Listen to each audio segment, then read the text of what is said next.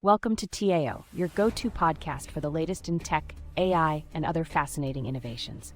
I'm Sarah, your friendly yet knowledgeable guide through today's stories.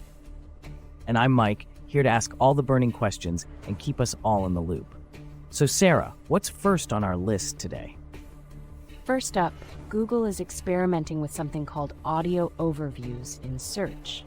It's an extension of their AI capabilities, which we first saw in Notebook LM. Audio overviews. Sounds intriguing. How does it work? Well, it's powered by Google's Gemini models and offers users a hands-free way to understand information through short audio summaries. This is particularly useful for multitaskers or those who prefer auditory learning. So it's like having a little AI assistant read out summaries to you. Exactly. Plus, users can generate these audio summaries with playback controls and links to the source material. It's all about enhancing accessibility. That's pretty neat.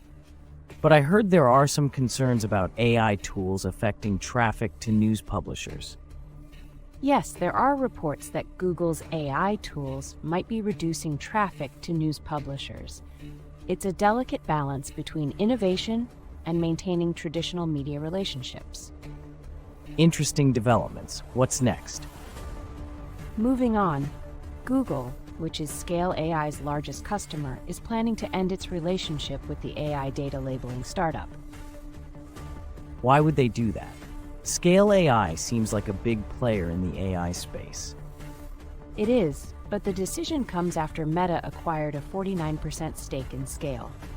Google, along with other major clients like Microsoft and Elon Musk's xAI, fears that Meta might access proprietary AI research and roadmaps. I see. So it's more about protecting their own interests and data. Exactly. And while Scale AI claims business continuity and data protection, losing key customers like Google, which plan to spend around $200 million this year, could be a significant blow. Sounds like a tough situation for Scale AI. What's happening on Meta's end?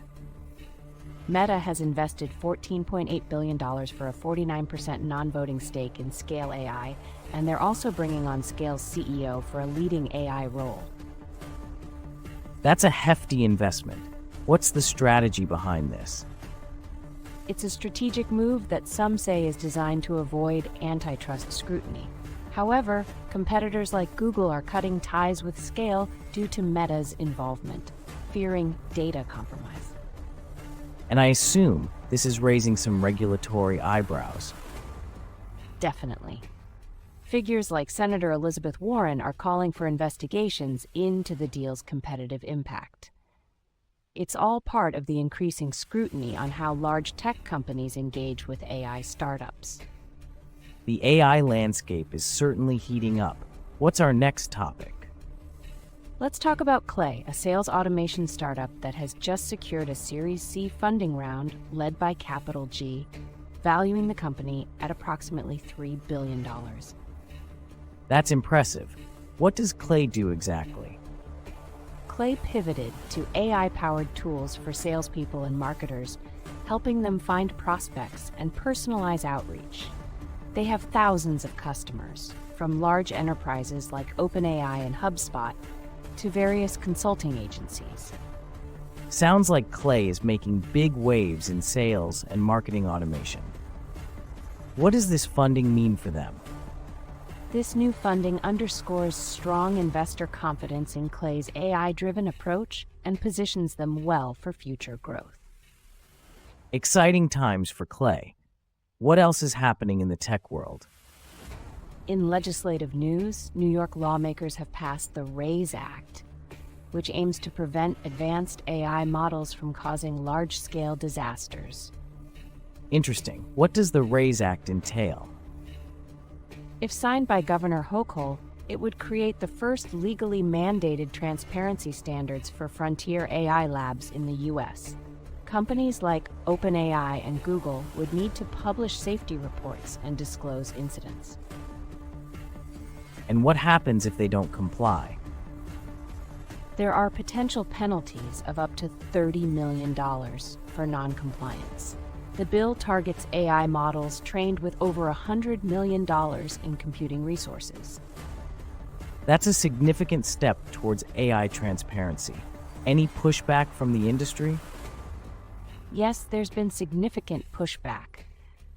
The bill is designed to be less restrictive than a similar vetoed California bill, but many in the industry are concerned about stifling innovation. It's a fine line to walk. What's our last topic today?